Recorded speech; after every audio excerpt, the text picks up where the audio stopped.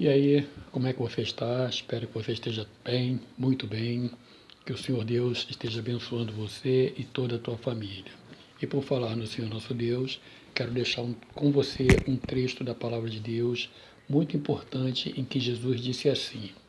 Isso está aí no Evangelho de João, no capítulo 14, no versículo 23. E diz assim: E Jesus respondeu e disse-lhe: Se alguém me ama, guardará a minha palavra, e meu Pai o amará, e viremos para ele e faremos nele morada.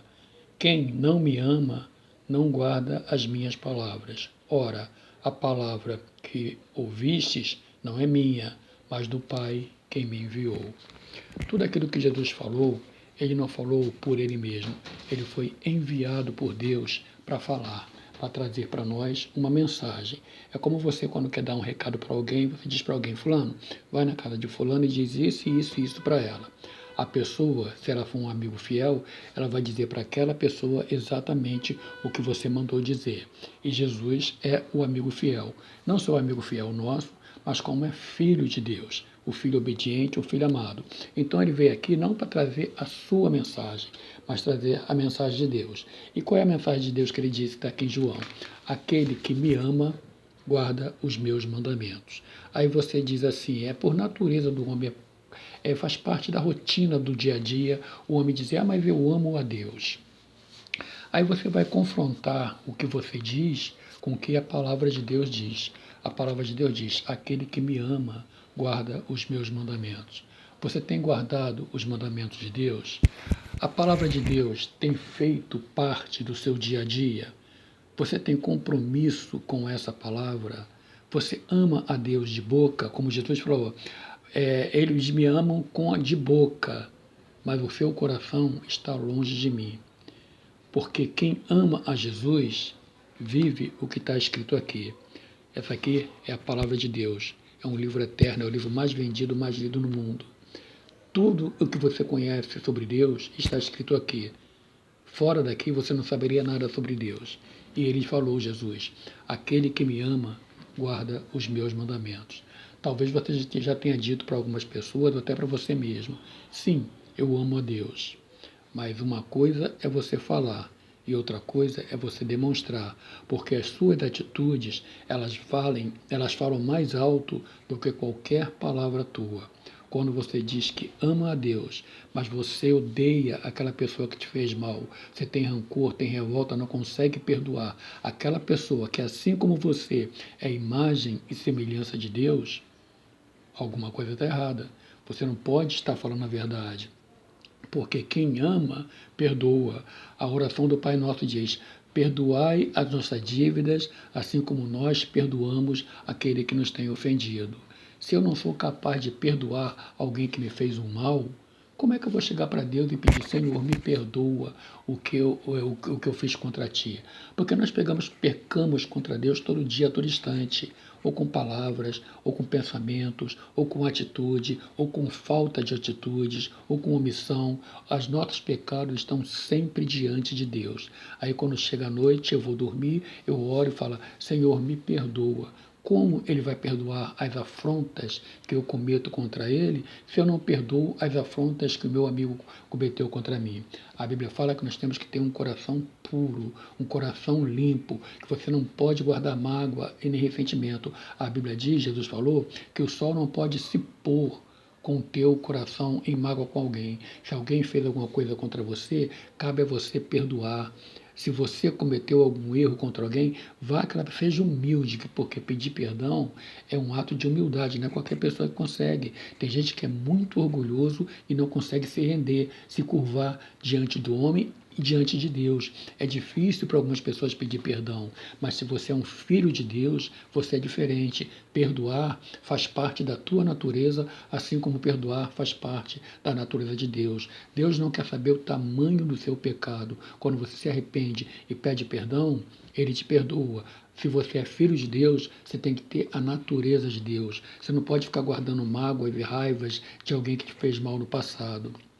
Mesmo porque a maioria das pessoas que te fazem algum mal ela até esquece, ela nem lembra que fez mal a você. E você fica aí se consumindo, se corroendo de ódio daquela pessoa. Você perde o teu sono, perde a tua fome e aquela pessoa está vivendo a vida dela. Você tem que perdoar, porque o teu perdão é remédio para a tua alma e não para a alma daquela pessoa. Se você perdoa, você vai poder chegar diante de Deus e falar: Pai nosso que está no céu, perdoa nossas dívidas, assim como nós perdoamos a quem nos tem ofendido. Se você não perdoa, você não pode pedir para si uma coisa que você não quer para os outros. Amar a Deus, aquele que me ama, guarda os meus mandamentos. Aquele que tem os meus mandamentos e os guardas, esse é o que me ama, e ele será amado por meu Pai, e nós viremos para ele e faremos nele morada. Você quer que Jesus venha morar em você? Você quer que Deus venha morar com você? Você quer que o Espírito Santo habite em você? Aprenda a amar a Deus. E amar Deus não é de palavra, é de vida, é de prática, é de ação, é de verdade. O mundo tem que olhar para você e ver a marca do Espírito Santo em você. Ver que você é diferente, você foi transformado, você é o sal da terra. Sabe qual é a função do sal? É conservar. Antes da época da geladeira, as pessoas envolviam pedaços de carne em muita quantidade de sal. O sal demora o processo de deteriorização. O sal demora o apodrecimento. Nós estamos aqui no mundo para fazer o pecado estacionar. O pecado é ser lento no seu avançar, no seu progredir, no seu contaminar, porque o pecado é a pior das doenças. Qualquer doença que você tiver, ela mata apenas o teu corpo, mas o pecado ela mata o teu corpo, mata o teu corpo e mata a tua alma, joga o teu espírito no inferno. Então você tem que viver de uma forma que o mundo veja Cristo em você. O sacrifício do Calvário tem que ter impactado a tua vida a ponto de você ser luz do mundo e sal da terra. Quando alguém chega a olhar para você e fala: poxa, ele é diferente. Olha, cuidado com ele, porque ele não é igual a gente, ele é diferente. Mas não porque você é diferente, que você é o melhor, que você é o tal. É que a tua vida é de acordo com o que isso aqui fala. Você não fala uma coisa para umas pessoas e vive lá fora uma outra coisa. Porque Deus te conhece. Você pode mentir para o mundo todo, mas para Deus e para você, você não mente. Então você tem que viver o que está escrito aqui. Ah, eu amo a Deus. Isso é força de expressão. Muita gente diz que ama a Deus, mas não tem compromisso nenhum com Deus. Não põe Deus como prioridade da sua vida. Não pergunta a Deus: Deus, eu vou fazer alguma coisa hoje. É isso que o Senhor quer? Muita gente comete erros e nem sentem, dizem palavras agressivas com alguma pessoa, ofende os irmãos, xingam palavrão, traem a mulher, fazem uma série de coisas e volta para casa como se nada tivesse acontecido. O homem que ama a Deus, que tem comunhão com Deus, ele pode até cometer as suas falhas, mas ele vai se arrepender e vai se sentir tocado e vai pedir perdão. Quando você ama a Deus, você tem que amar o teu irmão, que é semelhança de Deus, porque nós somos feitos imagem e semelhança de Deus. Se você diz que ama a Deus, mas não ama teu irmão, como você vai amar a Deus que você não vê, se você não ama o teu irmão que você vê? É incoerência, é hipocrisia. Você ama a Deus. Se você ama a Deus, você vive de acordo com o que está isso aqui, com o que está escrito aqui. Você obedece, você pratica. Porque sabe qual é a diferença entre os filhos de Deus e os filhos da perdição, o filho do diabo? É que o filho de Deus tem isso aqui como regra, como bússola. Segue isso aqui. Não basta crer em Deus. E os filhos do diabo, eles não têm respeito nenhum por isso aqui. Eles fazem aquilo que eles querem sem se preocupar com o que Deus pensa a respeito deles. Sabe por quê? Porque eles não têm compromisso com Deus. Quem crê em Deus e obedece, esse tem de Deus um compromisso para com ele. Porque ninguém crê mais em Deus do que o diabo. O diabo crê e treme, porque sabe que um dia ele vai ser lançado no lago de fogo, onde ele vai ser atormentado por toda a eternidade. Ele crê em Deus mais que eu e você e qualquer ser humano. Mas sabe qual a diferença? É que ele não obedece. Se você crê e não obedece, você se assemelha a ele. Você tem que crer e pôr em prática aquilo que você crê. É o que eu disse uma vez num vídeo meu antigo. Se você está com uma dor de cabeça tremenda, uma dor de dente, está te atormentando, tem na tua gaveta um remédio que você crê que vai curar a tua dor de dente ou dor de cabeça, mas se você não for na gaveta, pegar o remédio e tomar aquele remédio, não adianta você crer que ele te cura. Você tem que ir lá, pôr em prática, tomar o remédio para aquela dor de dente e de cabeça passar.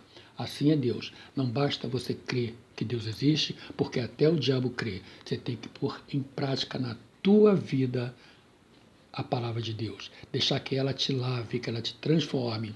E ainda que um dia você peque, porque você vai pecar, todo ser humano é pecador, você chega para Deus e fala: Pai, pequei, me perdoa porque sou falho, me renova, tem misericórdia de mim, porque sozinho eu não consigo. Dependo de Ti, segurando nas minhas mãos para me levar até a Tua presença. Essa é a diferença entre o Filho de Deus e aquele que não tem compromisso com Deus.